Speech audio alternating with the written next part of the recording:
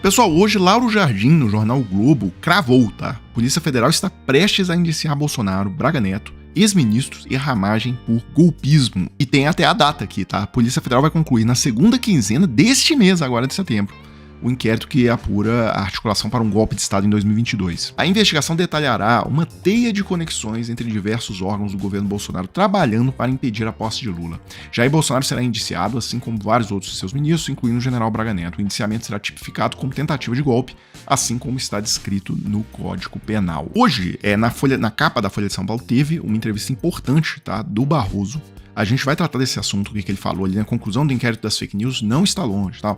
Mas eu quero começar aqui pela capa do Globo de hoje. Porque aquela canalice que veio com força em 2022, né, dos bolsonaristas, patrão, o cara chega lá e obriga o funcionário dele a votar no candidato bolsonarista, tá? Obriga fazendo ameaças, oferecendo dinheiro, inclusive mandando o funcionário filmar o voto na urna e apresentar para o chefe na segunda-feira, dia de trabalho, tá? Então é isso mesmo, pessoal. Os nossos guerreiros da liberdade, que estão agora lá esbravejando por conta da retirada do ar do Twitter, eles pouquíssimo tempo atrás, 2 anos atrás, eles além de pedirem tortura, golpe de Estado, fechamento do regime com Bolsonaro ditador, tudo isso, eles ainda coagiam as pessoas, né, tirando a liberdade do voto das pessoas. São esses os nossos guerreiros pela liberdade. Então tá aqui a matéria do Globo. Vai votar em quem?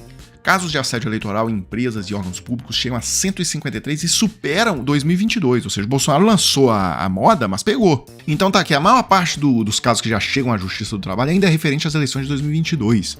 Um deles se refere a uma ação civil pública movida contra a SLC Agrícola. Segundo o Ministério Público do Trabalho, o dono da empresa de Santa Filomena, no Piauí, convocou 34 dos 95 funcionários para trabalhar no dia do segundo turno da eleição, impedindo-os de votar. Além disso, os empregados relataram a oferta de R$500 para que votassem no então presidente Jair Bolsonaro. E eles relembram algo importante, né? Que esse cidadão aí, Luciano Hang, que está na tela, ele é o leading case do Brasil, né? Em maio, uma decisão considerada como um parâmetro, o TST confirmou a decisão que obrigou a varejista Havan a indenizar um funcionário que for obrigado, com outros colegas, a assistir lives do seu proprietário, Luciano Hang, nas quais ele induziu o voto em Bolsonaro em 2018. Em janeiro, a empresa havia sido condenada a pagar R$85 milhões por danos morais individuais e coletivos pelo mesmo motivo. Então, não ficou barato não isso pro Luciano Hang. Aliás, tinha uma matéria 5 dias atrás, dia 27 de agosto, no Valor Econômico, também falando sobre isso, né? Casos de assédio eleitoral no ambiente de trabalho devem disparar nesse ano. O Ministério Público já recebeu 89 denúncias. A gente viu que já cresceu para 135. Olha aqui o que a procuradora do trabalho, Adriana Coutrin, diz. Não é um fenômeno novo, existe desde os tempos do coronelismo, do voto de cabresto. A diferença é que antes o tema era tratado na Justiça Eleitoral e agora está na Justiça do Trabalho. Ela conta que o tema entrou em evidência com as redes sociais. São comuns, afirma, vídeos mostrando empregados reunidos na empresa para atos políticos promovidos pelo empregador. Ou seja, os caras são tão burros, né, que eles cometem o crime e ainda gravam, para deixar mais fácil ainda para o Ministério Público do Trabalho entrar rasgando, né, neles. Mas é o seguinte, tinha uma outra matéria também no Valor Econômico, logo abaixo dessa, dizendo: tribunais condenam empregadores a pagar indenizações. Ou seja, o chicote tá batendo forte no lombo desses vagabundos, tá? Mas tá pesado. Eu li vários casos aqui que estão na reportagem, deixa eu colocar aqui para vocês. Em julgamento do Tribunal Regional do Trabalho do Paraná, os desembargadores analisaram ameaças de corte de gorjetas, demissões e previsões sobre a economia. O objetivo era induzir a vítima a votar em determinado candidato à presidência, não precisa nem de falar qual que era, né? Ao transmitir o recado principal de que o candidato à presidência adversário, se ele ganhasse, que o empregador teria medo do que vai acontecer nessa economia. O réu deliberadamente condicionou a manutenção do emprego ao voto. Aí tem o número do processo aqui. Outro caso aqui julgado envolve uma fabricante de concreto condenada a pagar uma indenização de R$1 milhão por danos morais coletivos pela 72ª Vara do Trabalho de São Paulo.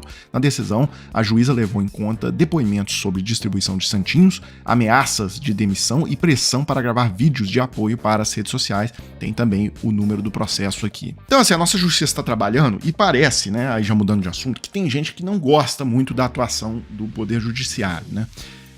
O Estadão veio com um ataque vil para cima do STF. Na verdade diz aqui, né, Supremo, STJ e TST, mas o alvo é o STF, porque a gente tem que relembrar que teve aquele editorial do Estadão ontem, em que eles diziam, né, a escalada autoritária do Supremo, mandando as favas à prudência procedimental em favor da espetacularização, Alexandre de Moraes semeia vento e o Brasil colhe tempestade. Então agora eles vêm com essa matéria, logo na sequência, nessa matéria dizendo que o Estadão mapeou cachês recebidos por 10 magistrados para palestrar em 17 eventos de entidades empresariais e órgãos públicos. Aqui, pessoal, vou contar para vocês o que eles fizeram. Eles requentaram, na verdade, uma decisão do CNJ de praticamente 10 anos atrás e resolveram jogar na mídia. Os bolsonaristas estão repercutindo isso aí como se fosse o fim do mundo. 10 anos, praticamente, 8 anos, para ser mais exato, que essa decisão foi tomada, né, no âmbito do CNJ. CNJ, Conselho Nacional de Justiça, atualiza regras sobre a atuação de magistrados em atividades de docência. Como eu disse, pessoal, vocês sabem de quando que é isso aqui? 14 de junho de 2016. Qual que é a lógica disso aí? É o seguinte, é permitido, tá, que os juízes sejam professores, e inclusive recebam por isso, tá? Então, é a única atividade, na verdade, que se permite que o juiz faça, além de ser juiz. É ser professor, isso aí tá lá no artigo 95, inciso 1 da Constituição do Brasil. E aí, em 2016, foi levado para o CNJ a seguinte dúvida. Olha, tudo bem, então professor e juiz ao mesmo tempo pode, inclusive sendo professor pago, tá? Mas, e palestrante? É encaixado na condição de docente, o sujeito que faz só uma palestra? Isso aí é considerado como se ele fosse um professor? Também como é que é isso? E aí ficou decidido, tá? Resolução número 226 de 2016 do CNJ, que a participação de magistrados como palestrantes, conferencista, presidente de mesa, moderadores e debatedores, ou membros de comissão organizadora, é considerada atividade de docência, ou seja, é igual a ser professor quem dá uma palestra e etc. Então pode, inclusive, receber por isso, tá? E a atividade de coaching e similares voltado à preparação de candidatos para concursos públicos passa a ser proibida. Então não pode ser coach e não pode ser professor desses cursinhos voltados para a preparação para concursos públicos. Ou seja, as regras são claras, as regras estão aí amparadas pela Constituição, pela resolução do CNJ, aí vem o Estadão e resolve fazer esse ataque vil, né, nesse momento, desenterrar esse assunto e tal.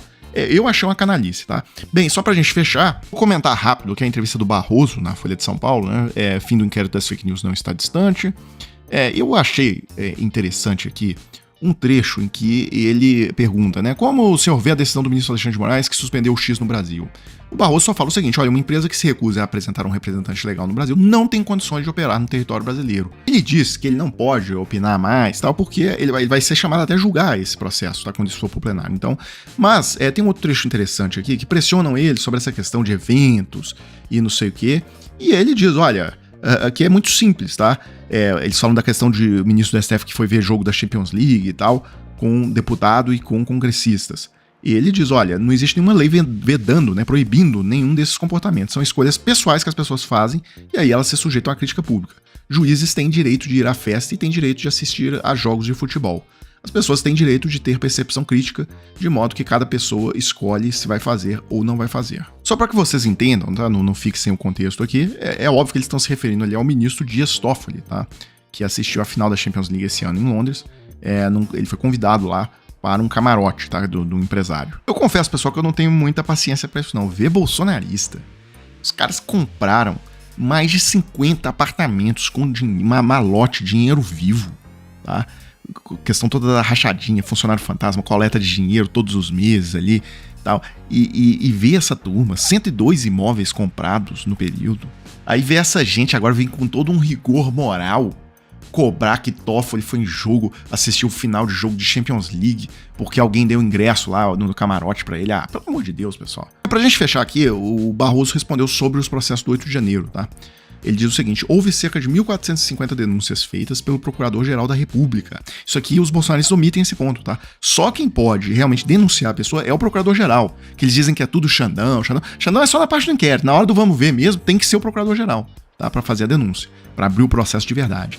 Bem, dessas 1.450 pessoas que foram denunciadas pelo PGR, 220 denúncias mais ou menos envolveram os crimes mais graves, que são esses que estão sendo julgados com pessoas que efetivamente ingressaram no prédio do STF, do Palácio do Planalto, da Câmara dos Deputados, inclusive nessa sala, e a depredaram inteiramente. Então esses 220 é o núcleo mais agressivo e que tem as imagens e que tem tudo, tá? Aos outros denunciados, mais de 1.200, continua a ser oferecido o acordo de não persecução penal para a pessoa não ir presa, não usar mais a tornozeleira eletrônica e ter o passaporte devolvido. Consiste tão somente em pagar uma multa de R$5.000, se tiver dinheiro, se não tiver, não precisa pagar. Ficar 2 anos sem rede social e fazer um curso de democracia no Ministério Público. Mas a maioria não aceitou. Portanto, tem pessoas se sujeitando à prisão por vontade própria, por radicalismo ideológico. Pessoal, como já é de costume, tá, pra gente fechar esse vídeo, eu tenho anunciado isso. Caso você precise aí de uma oportunidade para se trabalhar, inclusive ganhando em dólar, isso aqui não é bet, isso aqui não é casa de aposta, não é porcaria nenhuma, isso aqui é trabalho mesmo, tá?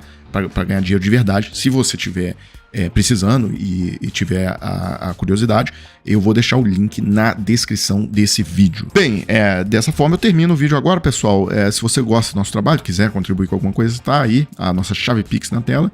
E a gente volta em uma próxima oportunidade.